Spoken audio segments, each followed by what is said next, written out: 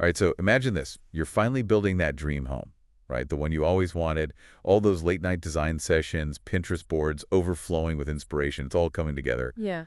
But then, a few months in, cracks start showing up in the foundation, the roof decides it wants to be a shower head, Oh, no. or you suddenly realize you have zero space for anything besides, like, a couch and a bed.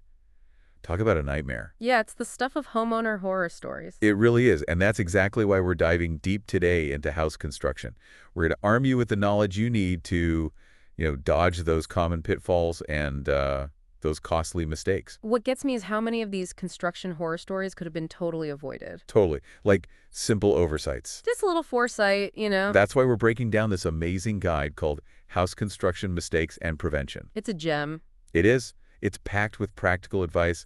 Honestly, it could save you from some serious headaches down the line, not to mention, like, some hefty repair bills. It's like that old saying, an ounce of prevention is worth a pound of cure. But in this case, it's for your whole house. Right. For your biggest investment, probably. Exactly. So the guide starts off by really hammering home the importance of planning and design. And it's not just about, like, what looks pretty.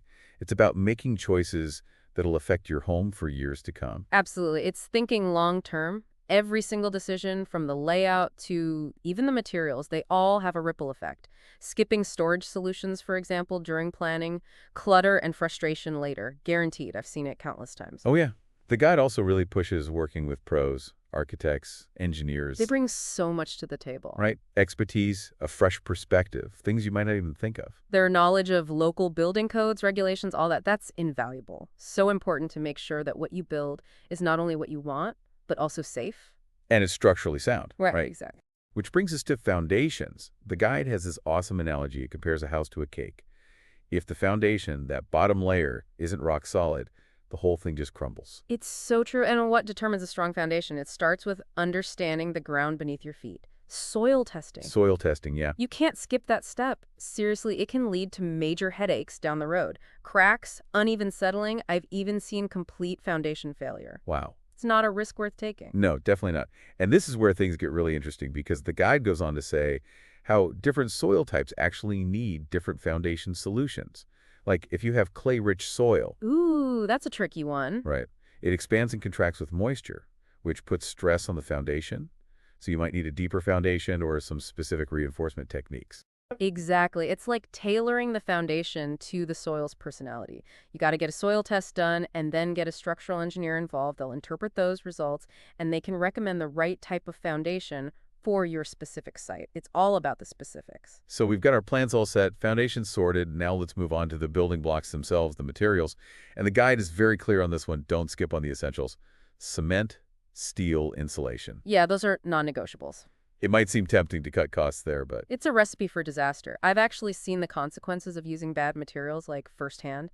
One project, they used cheap lumber for the roof framing. Guess what? A few years later, that roof started sagging. They ended up having to spend a fortune to get it fixed. oof. Talk about a preventable headache. It's painful, literally painful to watch. And let's not forget about insulation. So important. Right. Keeps your home comfortable and energy efficient. It's fascinating though, right? Insulation is not a one-size-fits-all solution. You've got different types, and they're better suited for different areas of the house, climates, all that. So it's kind of like picking the right winter coat. Exactly. You wouldn't wear a light jacket in a blizzard. You need the right insulation for the job. And just like a good coat keeps you warm, good insulation keeps those harsh elements out and maintains a comfy temperature inside. Okay, so we're staying warm, we're keeping the elements out. But what about ventilation? Nobody wants a stuffy house or worse, a moldy house. Ugh, mold is the worst. The guide talks about how vital proper ventilation is. It prevents that moisture buildup, which is basically an open invitation for mold and mildew. Yeah, and you know what people often miss? It's the connection between ventilation and insulation. It's all about balance. You could have amazing insulation, top-of-the-line stuff, but if you don't have good ventilation, forget it. That moisture gets trapped, it damages the isolation, and even structure of your house. It's really how interconnected everything is, right? Like creating a safe and comfortable home really depends on this kind of delicate dance between all these different systems. It really does. But before we get too cozy, let's talk about two systems that can cause some serious trouble if they're not handled correctly: electrical and plumbing. Ah, yes, the unsung heroes of the house. These hidden networks keep everything running smoothly. And this is where the guy says, caution, extreme caution. Right. Don't try this at home kind of thing. Exactly. Unless you're a qualified professional, do not attempt any DIY electrical or plumbing work. And trust me, there are very good reasons for that. Well, yeah, we're talking fire hazards, water damage, even electrocution. It's just not worth the gamble. Hire licensed professionals who understand these systems inside and out. Make sure everything meets code. It's an investment in your safety and your peace of mind. Think of it as peace of mind insurance. I like that. Yeah. You don't want to be lying awake at night worrying about faulty wiring or a leaky pipe turning your basement into a swimming pool. No, thank you. And speaking of water woes, we got to talk about waterproofing. The guide dedicates a whole section to it. Water damage, it's so common, so costly. It's a nightmare. Have you ever had to deal with a leaky roof or a flooded basement? Oh, it's the worst. It ruins everything. Furniture, belongings, then you've got mold growing everywhere. And the worst part, it's not just about the damage you see, it's the stuff you don't. Water, it can seep into the structure of your house, weakening the foundation and framing over time, like a silent threat. Yikes. So what can people do? Be proactive. Apply waterproof coatings to roofs, basements, bathrooms, and make sure you have proper drainage systems in place. It's all about directing that water away from the house. Prevention is key. Exactly. And just like with everything else we've talked about, using high-quality materials and hiring experienced professionals is super important. You want it done right the first time. No do-overs on waterproofing. All right, imagine this. You've been following all this advice, working with awesome professionals, using the best materials. You're feeling pretty good about your dream home, right? But there's one more crucial step. Don't tell me. Inspections. Inspections, like going to the doctor. Exactly. The guide makes that comparison. It stresses that catching problems early on can prevent major issues later. You want to have qualified professionals come in, make sure everything's up to code, everything aligns with the approved plans, that kind of thing. Makes sense. So like a second set of expert eyes on everything. Exactly. And they recommend inspections throughout the process, not just at the very end. Oh, that's good to know. Right. Catch those issues before they snowball into something bigger. Save you time, money, and stress later on. That's always a good thing.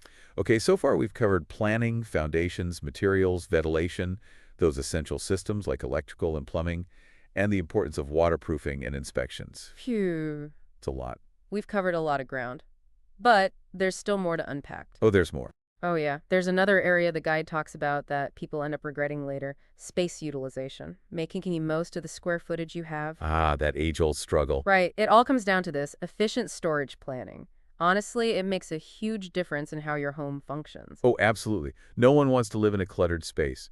You're constantly tripping over things, searching for stuff. The worst. The guide has some great ideas, though. Incorporate built-in shelves, drawers, and smart storage solutions right into the design. Think vertically. Don't let that space go to waste. Oh, I love that. Make every inch work for you. And it's not just about storage. Think critically about room sizes, too. How will you actually use the space? If you love to cook and have people over, maybe you want a larger kitchen and dining area. Right. Over a formal living room that nobody ever uses. Exactly. It's her home. It should reflect how you live, what matters to you. And the guide also says to watch out for those unnecessary structural elements. Things that just eat up valuable space. Oh, yeah. Those awkward corners or hallways that serve no purpose, the ones that just end up collecting dust bunnies. Streamline the layout, get rid of that wasted space, and your home will feel so much bigger. So much more functional too, right? Absolutely. Every square foot counts. You paid for it, so make the most of it. Speaking of paying for things, let's talk about the big, scary B word. Budgeting. Ugh, everyone's least favorite topic. Right. But let's face it, construction projects, they often go over budget. It happens. It does happen, but it doesn't have to be a disaster. I had a friend who learned that the hard way. They totally underestimated the cost of materials and ended up having to compromise on some key features. It was heartbreaking. Oh, that's tough. That's why the guide is so adamant about setting a realistic budget from the get-go. And not just realistic, but with some extra padding. A contingency fund. Exactly, for those unexpected expenses that always seem to pop up. The surprise plumbing issue, the price of lumber going through the roof. Because it always seems to happen, right? Something unexpected. Always. Think of the contingency fund as your financial cushion. The guide recommends setting aside at least 10 to 15% of your overall budget for those just-in-case moments. That's really smart. And getting detailed cost estimates from contractors and suppliers up front, that can help too, right? Avoid those sticker shock moments later on. Absolutely. Transparency is key. You want to know what you're getting into, be able to plan accordingly. So much good advice. We've covered so much today already. Planning, using quality materials, getting those inspections, being smart about space, and being realistic with your budget. Building a house, it's a lot to consider. It is, it's a lot. But remember, this is probably the biggest investment you'll ever make. It's more than just a structure. You're building a home. It's where you'll make memories, raise a family, all that. It's a big deal. It is. So arm yourself with knowledge, make informed decisions every step of the way, and then your dream home really does become a reality, not a regret. Welcome back. We were just talking about budgeting and how important that contingency fund is. Those unexpected costs, they always seem to pop up. It's like they're hiding in the walls, just waiting to jump out. Exactly. And the guide actually breaks down where those cost overruns tend to happen, which phases of construction are more prone to budget blowouts. Oh, that's interesting. So it's not just random. There's certain areas to watch out for? Yeah, for example, framing is notorious for going over budget. Lumber prices, they're all over the place. Oh, yeah, that makes sense. Everything's wood, so if the price of wood goes up. Exactly. And then there are finishes like flooring, countertops, fixtures. Those can really add up quickly if you're not careful. It's so easy to get carried away with those details, too. Oh, yeah. You get excited about picking out pretty things, and suddenly, bam, over budget. Exactly. So having that buffer, that contingency fund, is super important. Just got to be prepared for the unexpected. Absolutely. And the guide mentions some really handy tools that homeowners can use to estimate costs. Oh, like what?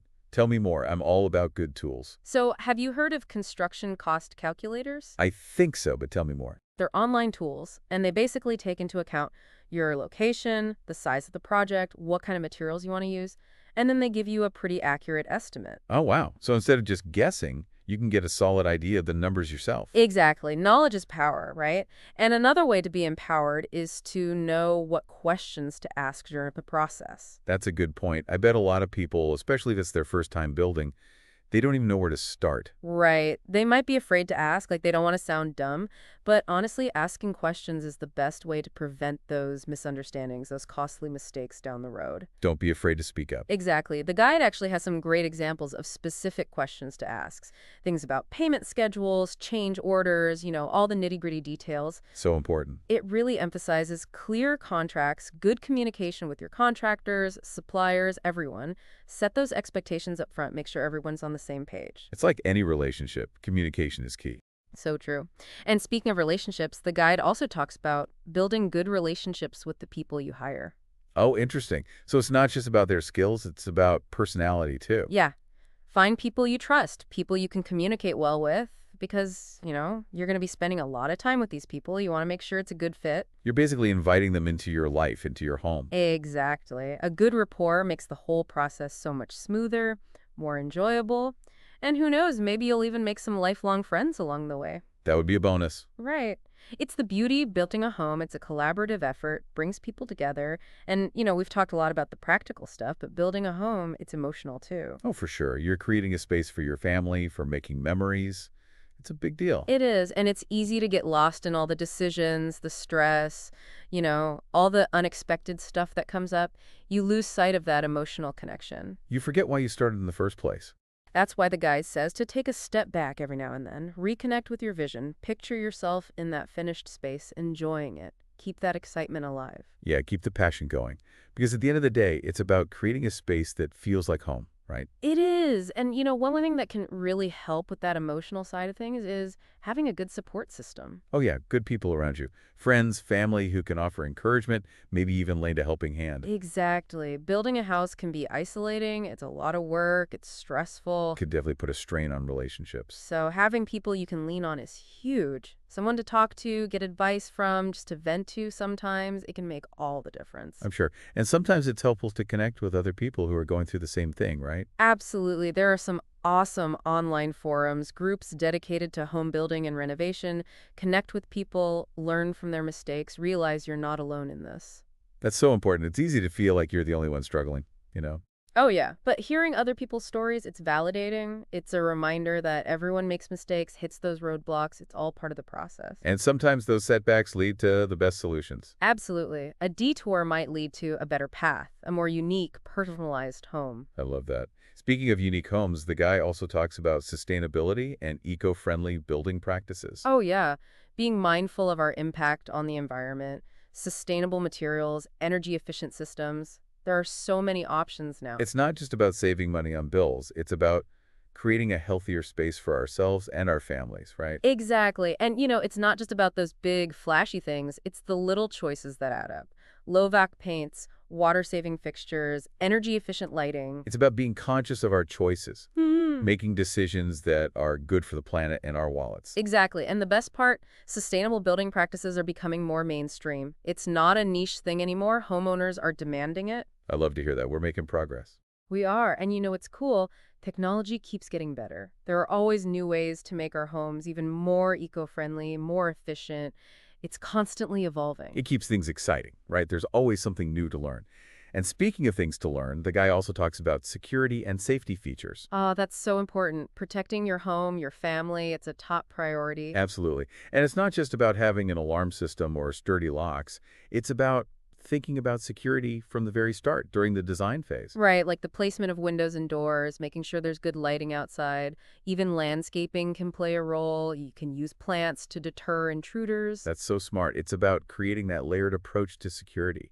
Makes you feel more at ease. Exactly. It's not about living in fear. It's about having peace of mind. You've taken those steps to protect yourself, your loved ones, because your home should be a sanctuary, a place where you feel safe and secure. I couldn't agree more. And speaking of feeling safe and comfortable, the guide also talks about accessibility and universal design. Oh, that's so important. Making sure our homes can accommodate everyone's needs, especially as we get older or if we have family members with disabilities. We want our homes to be welcoming for everyone. Exactly. Wider doorways, lever-style door handles, zero-step entries.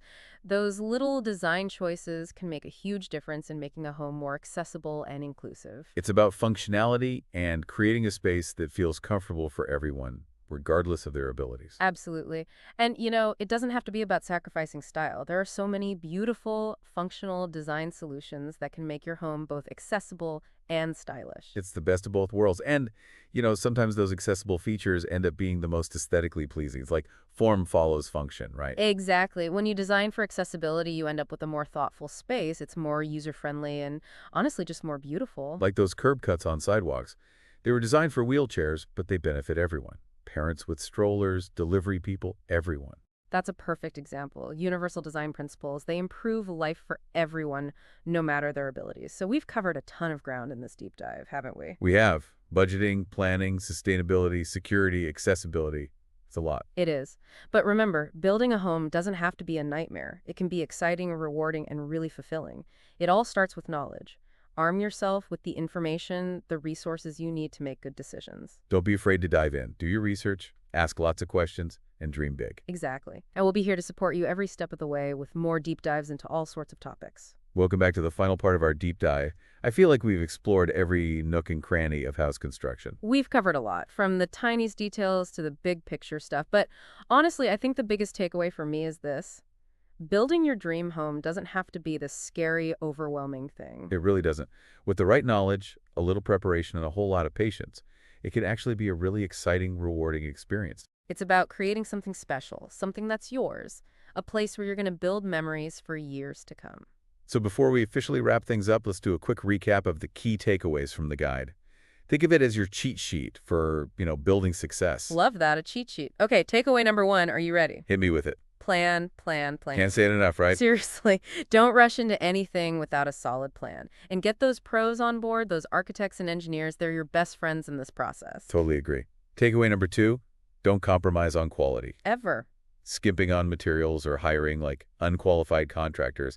It might seem like you're saving money up front, but It'll bite you in the butt later, guaranteed. it always does. Invest in quality materials, in skilled labor. It's an investment in your home and its safety and how long it's going to last. And our final takeaway, number 3, communication is key.